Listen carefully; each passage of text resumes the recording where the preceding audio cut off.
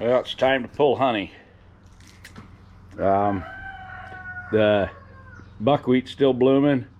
They're actually bringing some stuff in off it finally, but I can't wait. We're the first part of October. I've got to get the honey off and let them backfill their brood nest and use some of that for themselves, and get feed on whoever I need to get feed on, or we're going to be too late.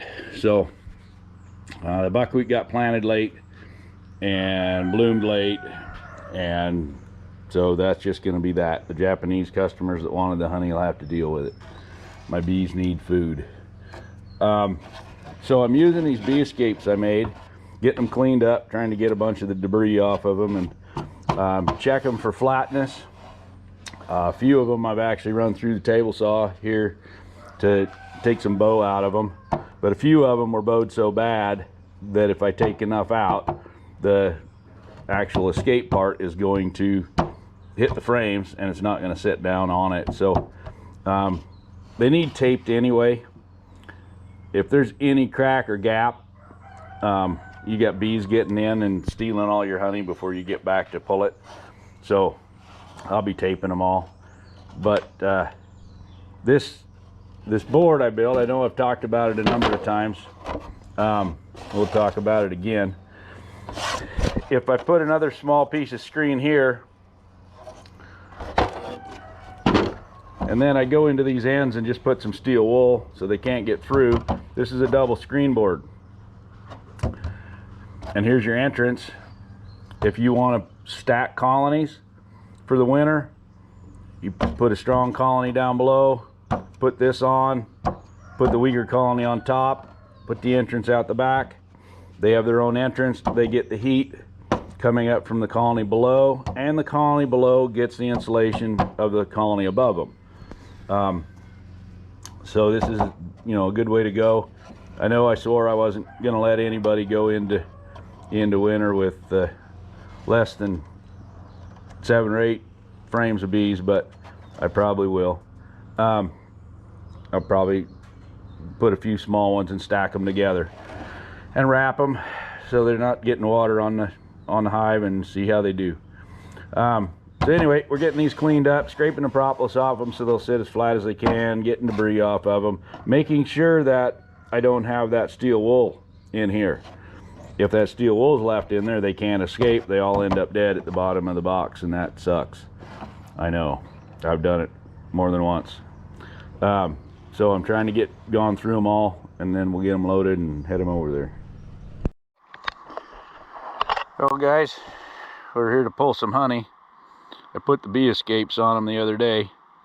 We're going to get in here and see if it worked, if the bees actually escaped.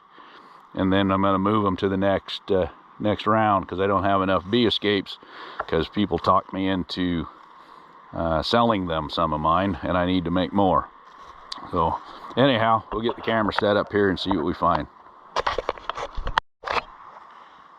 All right, hopefully there's no bees in this box.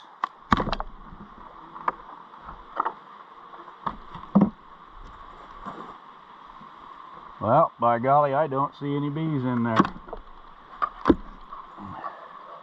1 or 2. That's pretty good.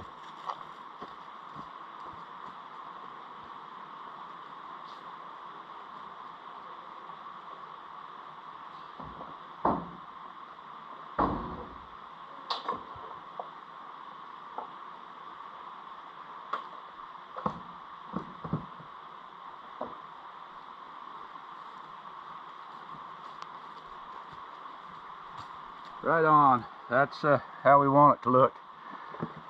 So hopefully the rest are that way too. All these girls have gone down where they're supposed to, and we'll set the next ones up. All right, we're going to go ahead and install one of these bee escapes. They worked really well. The only one I had that had any more than just a couple of bees in it was one I'd forgotten to take the double screen off of, so they couldn't get out.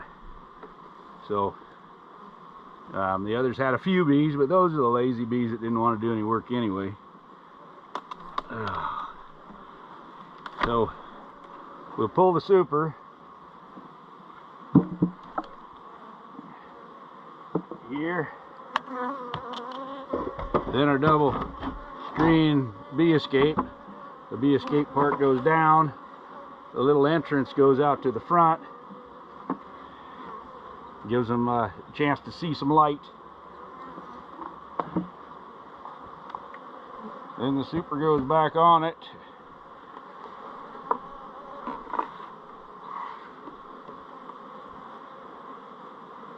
And the lid goes back on it. So there we are. One of the things that you need to be concerned about is right here. Bee just came out that little hole.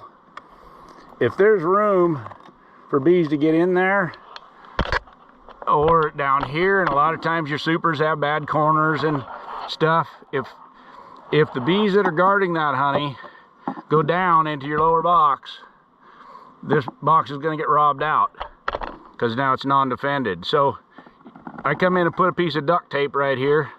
Any of these that don't seal along the bottom well, they get a duct tape wrapped around it and keep the robbers out. And then they seem to work really well. Well, there we go. I've got the next round of them on and taped up. Oh, you can usually walk around the boxes and see if they're trying to get in or out. Some of them, this one has a bad corner and they were using it as an upper entrance. Obviously this one was too. There was a big hole right here, so got it taped up, but I've got them trying to get in.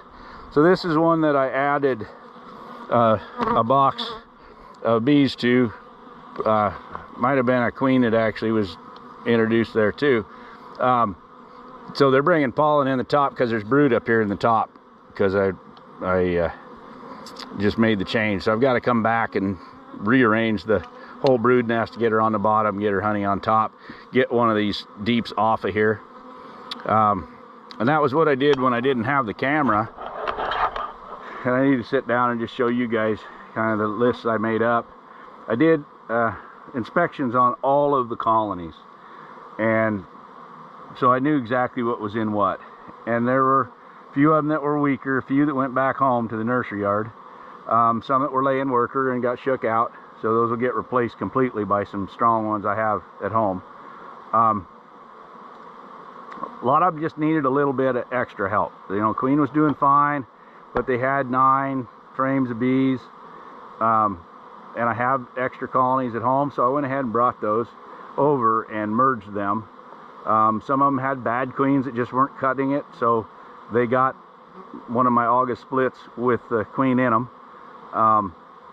And being fall and not having a lot of time to refix stuff, I did everything by the book. I removed queens. I went in 4 or 5 days, took out queen cells, gave them a couple of days before I introduced the new queen. I push those numbers in the spring quite a bit and sometimes have failures. It happens, but so far all of them that I've checked here have been right on the money and took their queen and ready to go. So I've boosted most of these colonies up pretty good. We'll do another inspection on them here in a week or so and just make sure they're all keeping up, because I do have a few extras.